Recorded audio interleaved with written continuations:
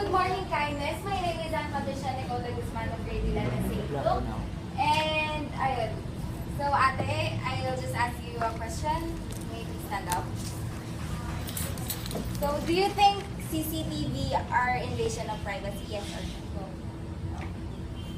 So ayun. Closed circuit television, or mostly known as CCTV, is the use of video cameras that transmit signals to a specific place on limited sets of cameras. The surveillance of these cameras are used to provide security and safety to the public. And these security cameras are often found in malls, banks, schools, and etc. But in today's time, with advanced technology, these security cameras are also found in homes, especially in larger ones. The problem is, people do think it invades their privacy. Well, it only invades their privacy if it is installed in other people's property without having any consent. And in any case, if these cameras are installed where it is hidden, secreted in view, and where it cannot be detected, it's an invasion of privacy.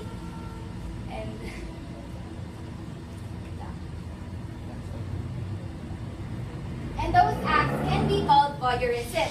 However, the presence of CCTVs gives security to the public. It helps prevent public crime, and it can detect any unauthorized entry or trespassing which may cause the burglary. But still, after all these good sides of CCTV,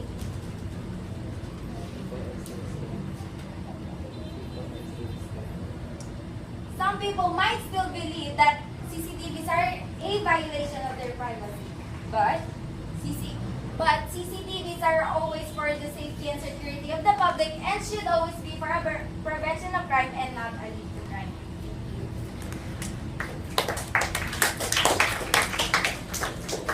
So good morning everyone, my name is John Patrick Cudon and I'm from grade 11 St. Luke the Evangelist STEM in the field of architecture.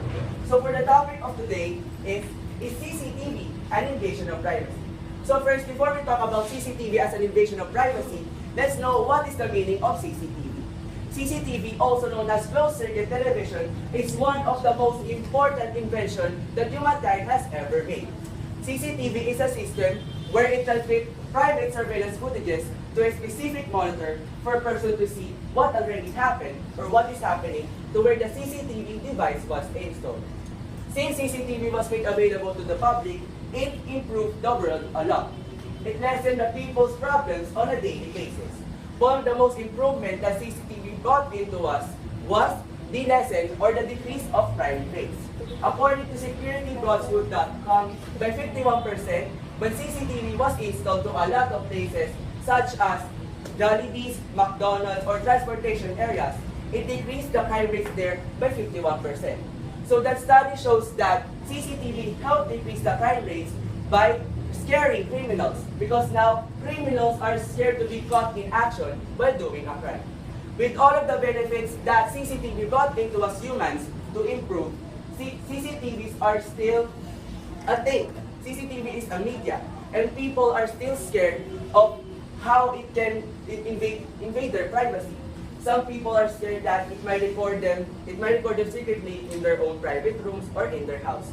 But little do they know that CCTV is really not an invasion of privacy. Why? Government has set a lot of laws and policies for it to be used properly. For example, if your CCTV is recording someone's property privately, or it can record the other property of your neighbor, both or directly, that person can have a lawsuit. And that lawsuit is from human rights, which is human harassment, because it's not respecting that human rights. So again, even though people are still scared that CCTV might be used to them as to invade or to swarm their privacy, still, CCTV cannot be considered as a device to invade someone's privacy or to swarm someone's privacy, because government set a lot of policies and laws for it to be used only for security purposes and for cases for the future. And again, that is why CCTV is not an invasion of privacy. Again, I'm John Patrick Codon from grade 11, St. Luke the Evangelist. Once again, thank you for listening. Good morning, Seven Kindness. I'm Bautista Danlaner from 11 St. Luke the Evangelist. And now we will talk about Korean language as an elective subject. First, what is language? Language is the system of signs or words that people use to communicate. They choose Korean language because of its benefits and special purposes. But Korean language is just an elective offering to the 10 specific public school in NCR. Speaking in various languages has many benefits such as job opportunities and brain power. According to Swedish scientists, a person who speaks a multiple language can increase the size of their brain.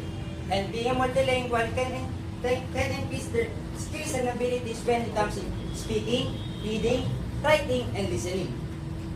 Schools commonly use Filipino and English language. That's why one must be progressed. However, if Filipino students learn a Korean language, they will expand their learning and their knowledge in Korean language.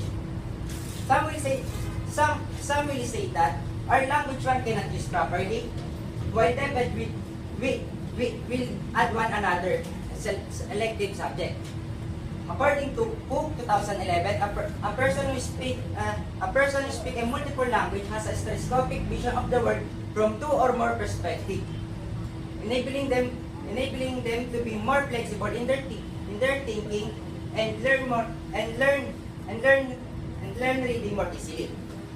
Therefore, multilinguals are not restricted to a single worldview, but also have a better understanding that other outlooks are possible. Indeed, it has also been seen as the many advantages in language teaching.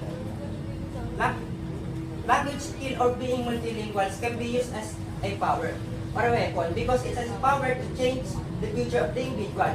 Because the more language that you can, the more job opportunities that you can get.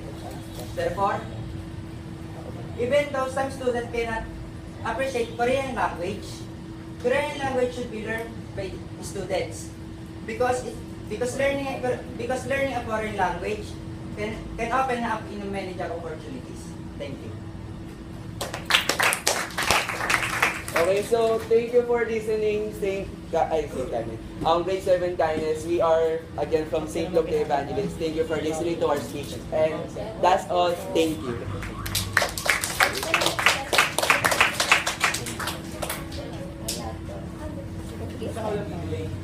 Thank you, sir. Uy, naka-record.